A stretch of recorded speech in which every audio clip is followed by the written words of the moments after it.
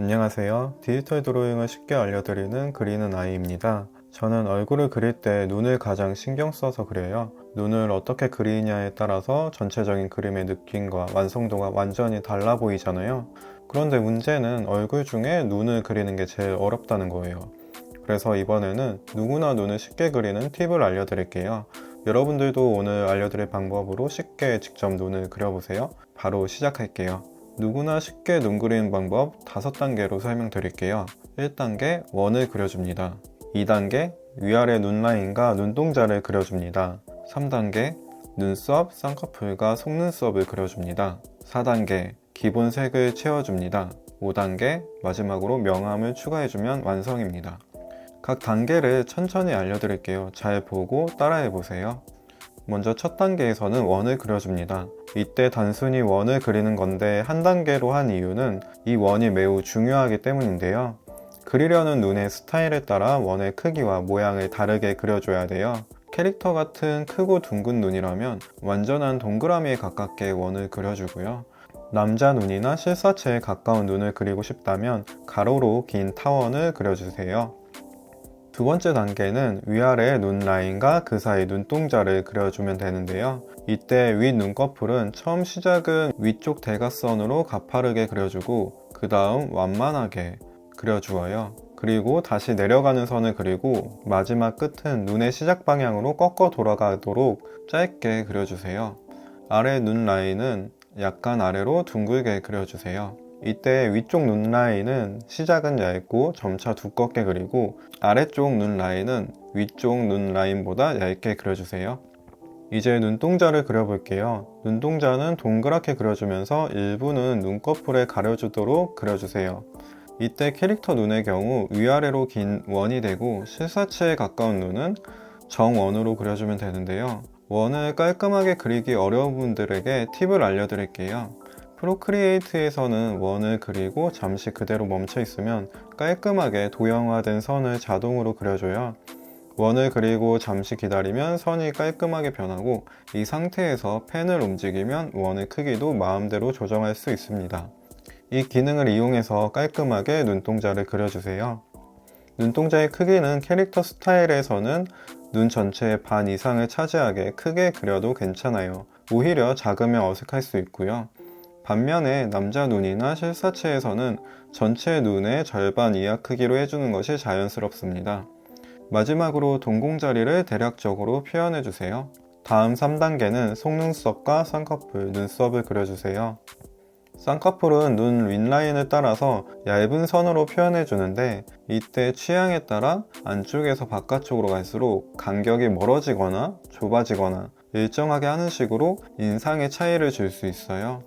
그리고 한 선으로 하기보다는 눈 안쪽 기울기와 이웃 기울기가 크게 다른 부분을 짧은 선과 긴 선, 두 개의 선으로 나누어서 이어주면 보다 자연스럽게 그릴 수 있습니다. 속눈썹은 눈꺼풀 안쪽에서 바깥쪽으로 자라나잖아요. 그 결을 생각하면서 안에서 바깥쪽으로 곡선으로 그려주면 자연스럽고요. 필압을 이용해서 끝부분은 얇게 그려주세요. 전체적인 방향은 태양의 햇살처럼 둥근 눈 라인을 따라서 바깥쪽으로 뻗어나가는 느낌으로 그려주고요. 여기서 속눈썹을 자연스럽고 풍성하게 표현하는 팁을 알려드릴게요. 두 가닥 정도씩 서로 끝부분이 겹치게 그려주면 더 풍성하고 자연스럽게 표현이 됩니다.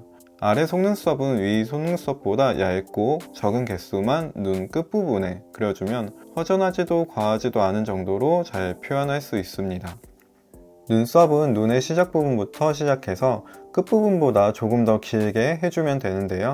캐릭터 눈의 경우 그냥 선으로만 표현할 수도 있어요.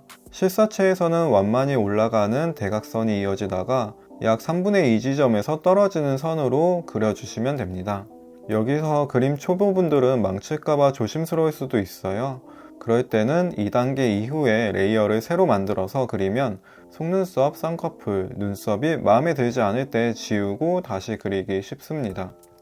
그렇게 그리고 마지막에 두 레이어를 꼬집어서 합쳐주시면 돼요. 다음으로 4단계에서는 기본색을 칠해줍니다. 이제 눈 밑그림이 완성되었으니까요. 기본색을 칠해줄게요. 선 레이어 아래쪽에 새 레이어를 추가하고 눈동자와 눈썹을 칠해줄게요. 동공은 좀 더 어두운 색으로 칠해주세요. 그리고 그 아래 다시 새 레이어를 만들어서 흰자 부분에 명암을 칠해줄게요. 흰자는 모두 흰색이 아니라 눈꺼풀에 있는 부분은 빛이 가려서 조금 어둡게 되는데 이 부분을 표현해 줄게요. 이때 회색보다는 조금 붉은기가 있는 색으로 해주는 것이 더 자연스럽습니다. 흰자에 어둡게 표현해준 부분을 따라서 눈동자의 윗부분 색도 동공처럼 어두운 색으로 칠해줄게요.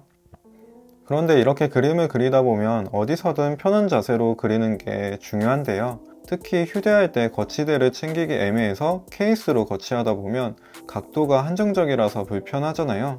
그래서 저는 가볍고 패드를 잘 보호할 것, 그리고 다양한 거치 각도가 가능할 것, 이 두 가지를 기준으로 케이스를 찾다가 이걸로 정착했는데요.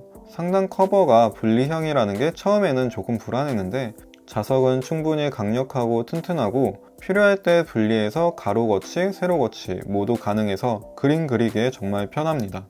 그리고 영상을 볼 때는 상단 커버를 떼고 보면 가볍게 휴대할 수 있는 장점도 있었어요. 상품 정보는 설명란에 적어둘 테니까요. 여러분들도 나에게 맞는 아이템으로 좀 더 편하게 그려보세요. 이제 마지막 5단계에서는 빛과 명암을 표현해 줄게요.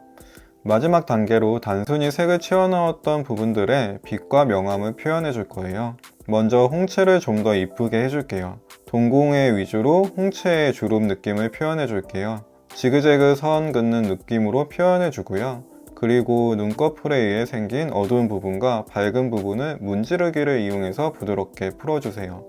이제 빛이 비추는 하이라이트를 넣어줄게요. 흰색으로 작은 동그라미로 눈동자에 비친 빛을 표현해주세요. 그리고 눈동자에 보색 중 밝은 색으로 표현해주면 완성입니다. 이제 눈의 한쪽이 완성됐는데요. 이렇게 완성된 눈을 복제해서 좌우 반전 해주세요. 그리고 적당한 간격을 띄워주면 됩니다. 여기서 그림의 매력을 높이도록 저는 오드아이로 표현해 볼게요. 복사한 눈에서 눈동자 부분을 올가미로 선택한 다음 색상 조절을 이용해서 눈색을 푸른색으로 바꿔 주었습니다. 이렇게 하면 자연스럽게 오드아이가 완성되고요. 여기서 눈을 좌우 반전시켰기 때문에 빛의 방향이 반대로 되어 있는데요. 이 부분은 새 레이어를 추가해서 빛의 방향이 같을 수 있도록 수정해 줍니다. 이렇게 누구나 쉽게 따라할 수 있는 눈 그리는 5단계를 알려드렸어요. 처음에는 어렵게 느껴질 수 있지만 여러 번 연습하다 보면 점점 자연스럽고 자신만의 스타일을 담아 표현할 수 있을 거예요. 직접 그림을 그리면서 느낀 점과 궁금한 부분이 있다면 언제든지 댓글로 남겨주세요. 쉽고 재미있는 디지털 드로잉 꿀팁을 계속 받아보고 싶다면 좋아요, 구독 눌러주세요. 제가 영상을 만드는데 큰 힘이 됩니다. 그럼 다음 영상까지 편하고 즐겁게 그려요. 안녕.